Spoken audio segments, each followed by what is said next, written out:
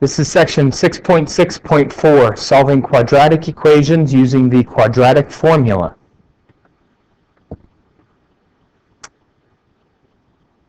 We understand the quadratic formula on this slide. Notice the first thing that I'm showing you is that our quadratic equation must be written in standard form before you can apply the quadratic formula.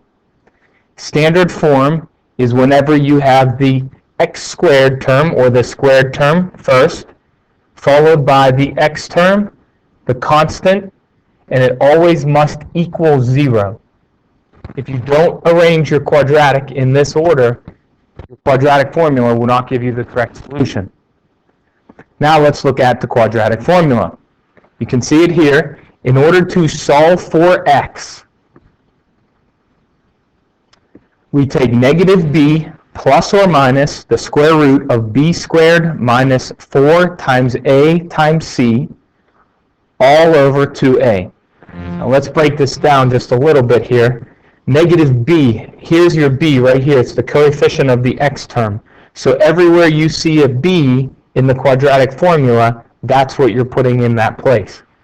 All right. Then we have 4 times a. A is the coefficient of the squared term. Here's an a as well in the quadratic formula. And then we have c in the quadratic formula, and c is our constant.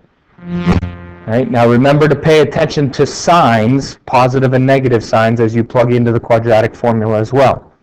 Now note here at the bottom, if the expression under the square root simplifies to a negative number, the quadratic equation has no real solution.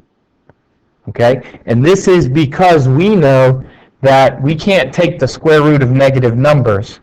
So if this expression right here under the square root symbol, b squared minus 4ac, comes out to be a negative number, then that means the quadratic equation that you're solving has no real solution. Okay, we're ready to take a look at some examples here.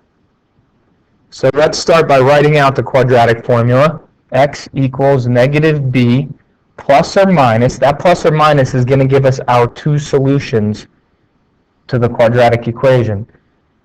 Plus or minus the square root of b squared minus 4 times a times c, the whole thing over 2a.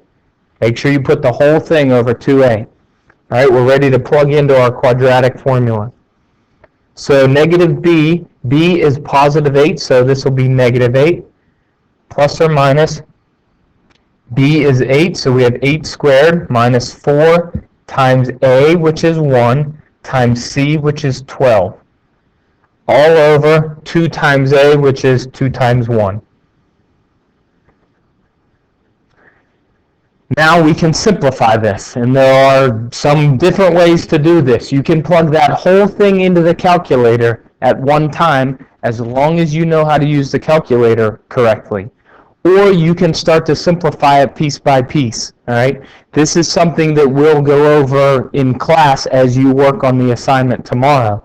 But what I'm going to do is I'm going to take out my calculator and I'm going to plug this into the calculator.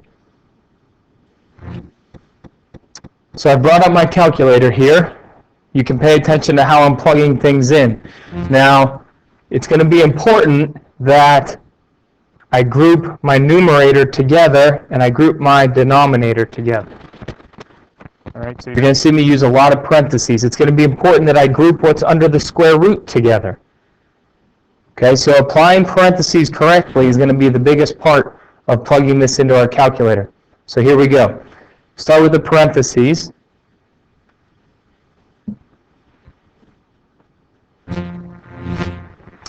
We have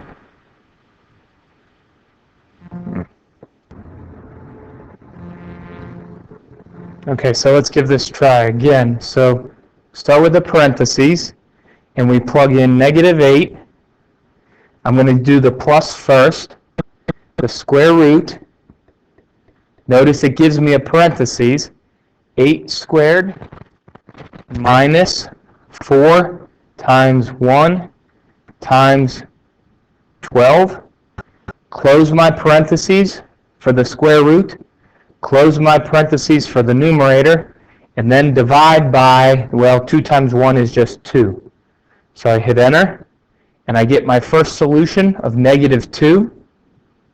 And now what I'm going to do, I need to do the minus part. So I'm going to do second entry, and that enters the same thing that I typed in previously. I'm going to go up here, I'm going to change this to a minus. I'm going to hit enter again, and there's my second answer to my quadratic. So what I now know is that the two answers to my quadratic are x equals negative 2 and negative 6.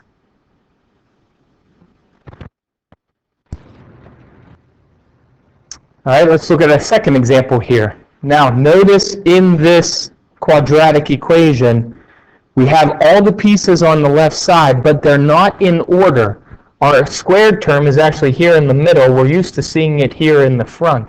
So be careful that you don't get confused, because when you set it up, the squared term should be first, because this is your A, this is your B, and the constant is your C. All right, so be careful. Let's just rewrite this so that we don't trick ourselves. 9x squared minus 12x minus 5 equals 0. Now let's plug into our quadratic formula. Negative b would now be positive 12 because it starts out as negative in the quadratic, plus or minus the square root of b squared minus 4 times a times c, which is negative 5. So be careful there, use that negative sign, all over 2a, which in this case would be 2 times 9. All right, so let's bring up our calculator. Let's clear what we had previously. And now let's plug in parentheses.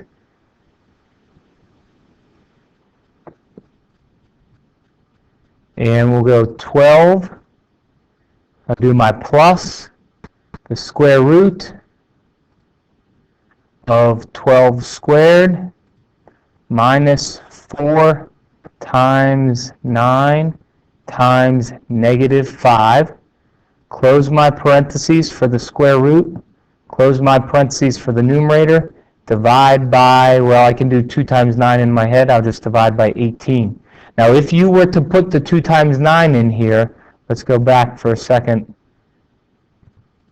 and do this. If I did 2 times 9, I would want to put that 2 times 9 in parentheses, because I want to make sure the calculator does that multiplication before it does the division that you see right here. All right, so I hit enter, and I get my first solution. And now I'm going to do second enter. I'm going to come up here, and I'm going to change my plus to a minus, and I'm going to hit enter, and I get my second solution. So we come up with our two solutions. We have x equals 1.6 repeating, which is 1 2/3, and we have x equals negative 0.3 repeating, which is 1/3. So you can represent it as the decimal or the fraction. It's up to you. Both of those would work. If you plug those back into your original quadratic, you would see that you'd get 0.